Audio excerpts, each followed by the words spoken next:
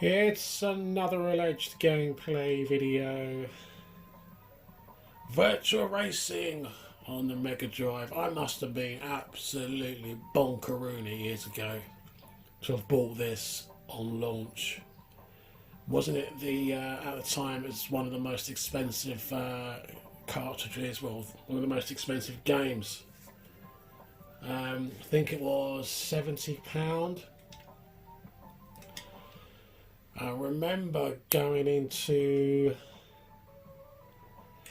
I think it was Virgin Megastore, and they just started to open on Sunday, and I went in there for this, and the cheek of it, they actually had, you know, they used to have the charts back then, when charts, you know, used to mean something, and I never forget it. All the games were lined up, you know, the top 10, and they'd put a sign in where Virtual Racing was going to be, and there was no games there, and they just put this explanation they're refusing to stock it because of the price.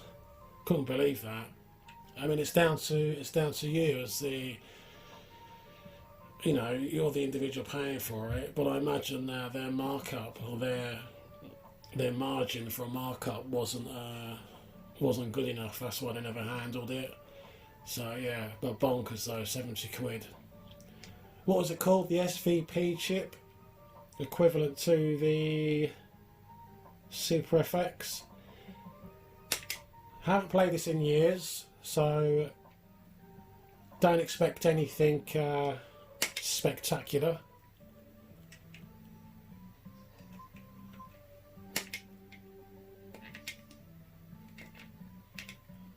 Oh, we're certainly not going for a manual. No way.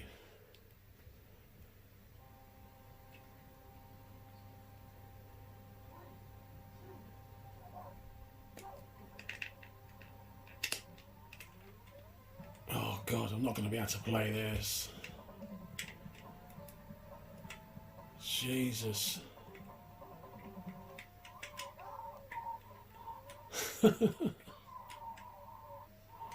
How do I change the camera? Because that's what this game was all about. Oh, there we go. There was an awful version of this, not a version, but like a clone, if you like, on the Atari Jaguar called Checkered Flag.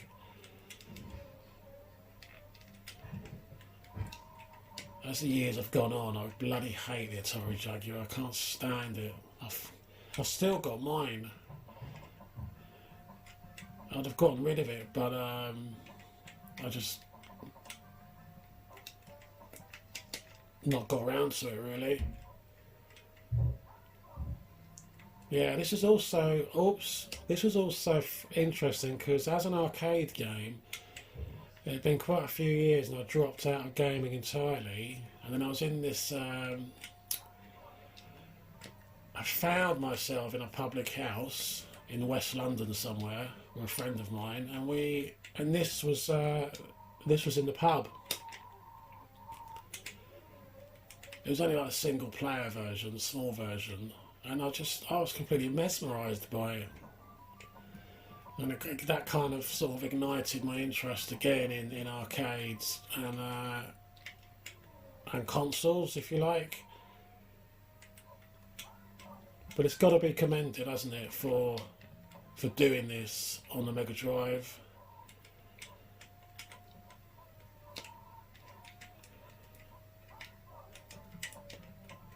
I want to go around you, so get out of the way.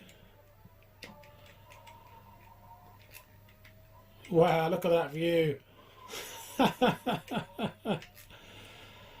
Jeez. Wow, you've even got a cockpit view. I'd forgotten about that. So yeah, if you can tell me what the best version is, because I'd like to get a pretty accurate version of this. Isn't there one on the PlayStation 2? There's bound to be a Sega compilation of some sorts. And it's no good telling me about things like 32X and stuff like that. Oh, I keep pressing that and I want to press the brake. Yeah. Not the best run.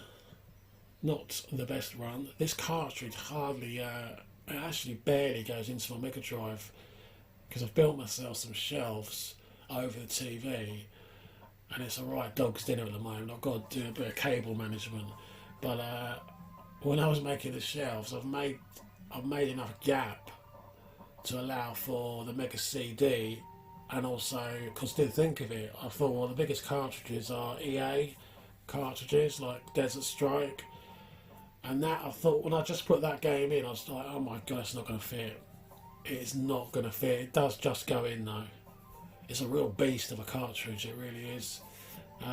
Let's have one more go. Come on.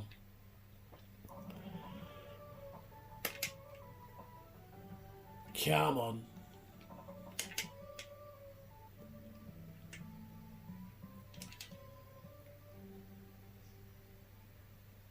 I do need to use my machines a lot more. Oh, you can pull the camera back while you're in the pits.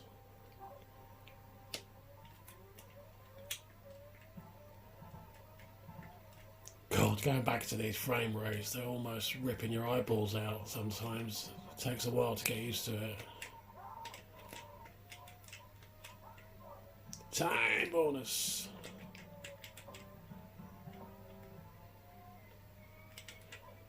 Come on. I've got a big giant seagull right outside my window. He must be a Megadrive fan. He's looking in.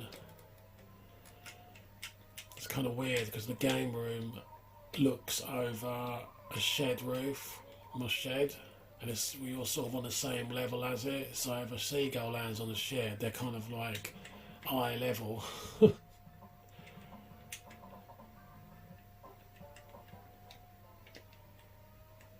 I don't mind the seagulls. I still find they're quite a novelty.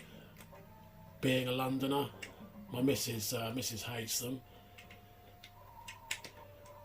I went out in the garden the other morning and I was so lucky. The biggest seagull shat everywhere.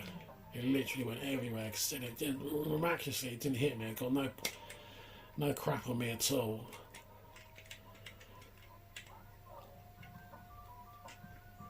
And if you clean your car around here, it's almost as if the seagulls can sense it. Whoa, that was close. Once you've cleaned your car, they'll shit all over it.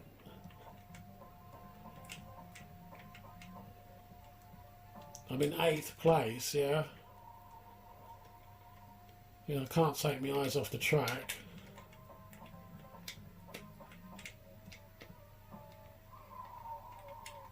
This is, going back to this, it's more playable than I thought it would be.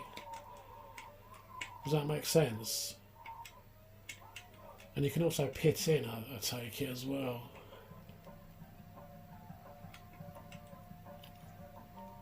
Come on.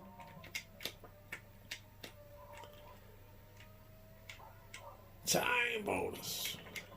Oh! Bit over ambitious.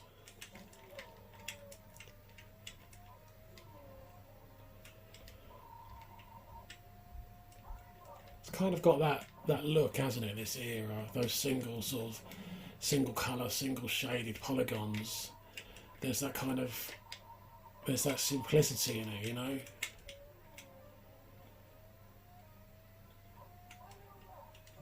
Oh, I've gone down to 10th place now.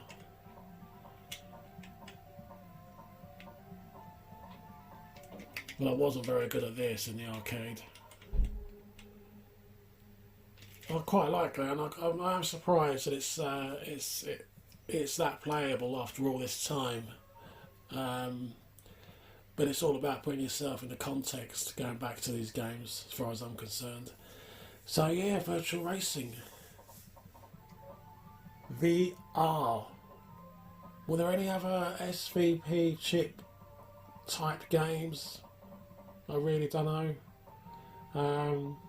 Thinking about 32X, I had a 32X and I sold that years ago. Wasn't a great deal on that either. Yeah, Sega certainly got lost in the wilderness, and they never found their way back. They really didn't. So you guys take care of yourselves, and I'll see you soon. Bye bye.